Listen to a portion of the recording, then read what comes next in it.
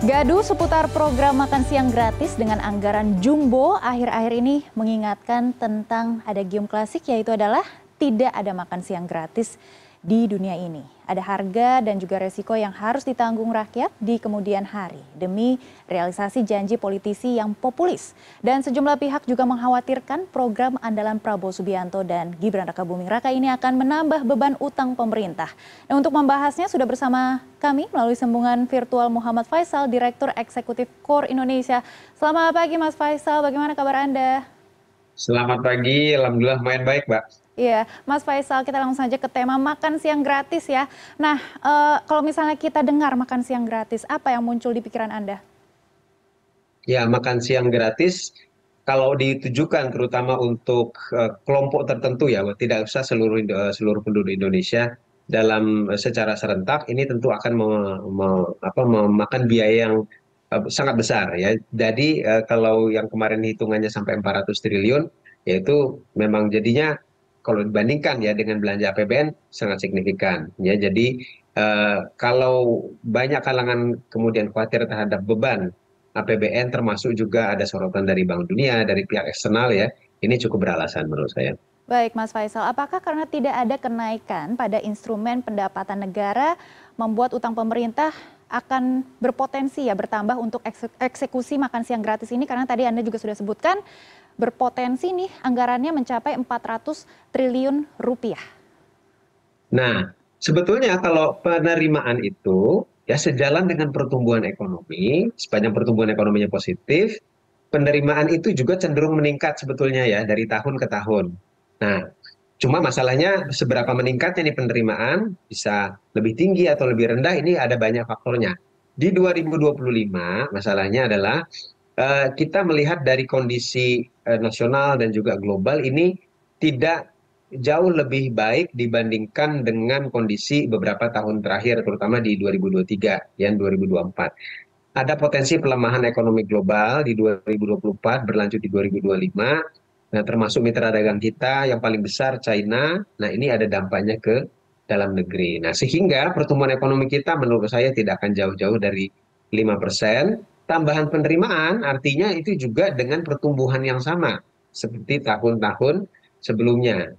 Pertumbuhan yang sama itu artinya di luar faktor X yang pernah kita alami, ada windfall commodity di tahun 2022 ya. Nah, ini menyebabkan pertumbuhan ekonomi kita sampai 5,3%, penerimaan kita juga naik pada saat itu. Nah, tapi kan harga komoditas sudah tidak meningkat lagi pada saat sekarang dan prediksikan akan terus. Jadi artinya tambahan penerimaan APBN di 2025 ada, tapi tidak terlalu signifikan untuk bisa menyerap semua beban belanja akibat daripada program-program baru termasuk makan siang gratis jika itu utuh dijalankan sebagaimana desain, misalkan untuk program makan siang gratisnya saja itu 400-an triliun begitu, Mbak. Baik, PDB meningkat, ini APBN juga akan meningkat pada tahun 2025, tetapi defisitnya APBN 2025 yang dipatok kira-kira 2,45 hingga 2,8%, serta mempertimbangkan situasi global, suku bunga tinggi dan juga gejolak dari sisi geopolitik.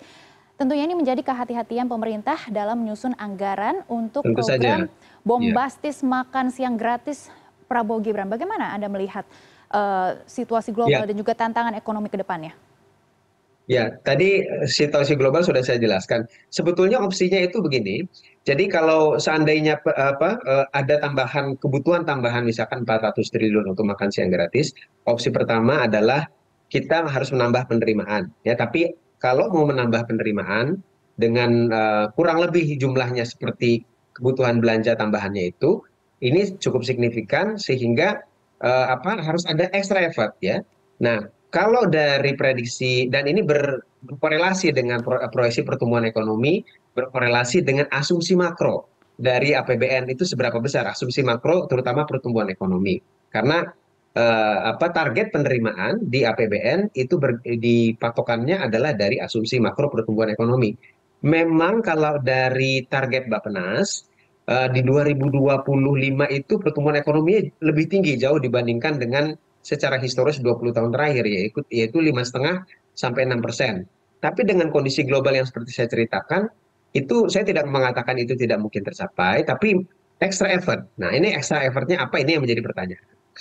Opsi yang kedua adalah dengan reposisi. Jadi dengan penerimaan katakanlah dengan pertumbuhan yang biasa, kemudian belanja dengan pertumbuhan yang biasa, ketika ada tambahan program baru, nah ini berarti harus ada trade off, mereposisi, mengambil dari alokasi dari ya program yang sudah ada. Katakanlah yang bersinggungan misalnya anggaran yang di pelindungan sosial, kesehatan ataupun pendidikan. Nah, kalau ini direposisi full, nah ini bisa tidak menambah defisit. Tapi itu tidak gampang karena kita tahu misalnya perlindungan sosial itu include program yang sudah established seperti BPJS. Di pendidikan juga ada gaji guru dan lain-lain yang sama-sama penting atau bahkan justru bisa jadi lebih penting. Nah, tinggal yang ketiga, melebarkan defisit ya.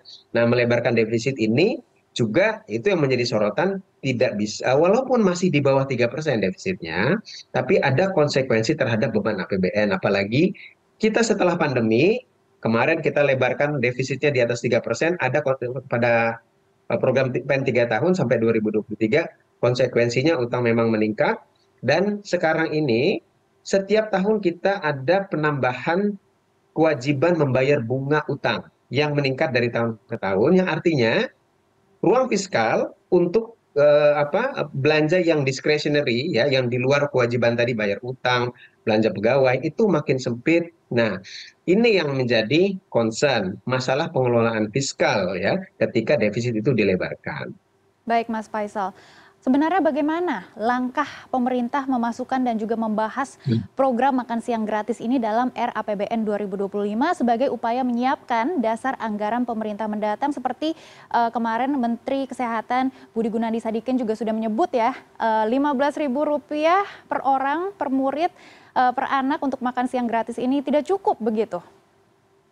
Ya, ada tiga hal penting, ya poin yang penting menurut saya untuk mengeksekusi itu. Yang pertama adalah harus didesain dengan baik dulu program ini seperti apa, bukan hanya menentukan 15.000 per anak saja, tapi bagaimana modalitasnya, infrastruktur untuk melaksanakan mengeksekusinya karena ini program baru ya, dan sehingga apa?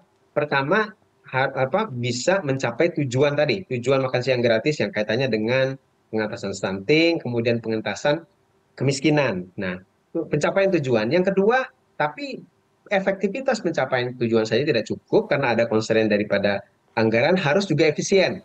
Nah, jadi yang kedua adalah perlu dilakukan secara bertahap, ya. Dan terutama semestinya tidak harus gebiar uyah kepada semua kelompok sasaran yang ada, baik yang siswa yang miskin, menengah, kaya, ini kan kayaknya semuanya mau diberi, ya.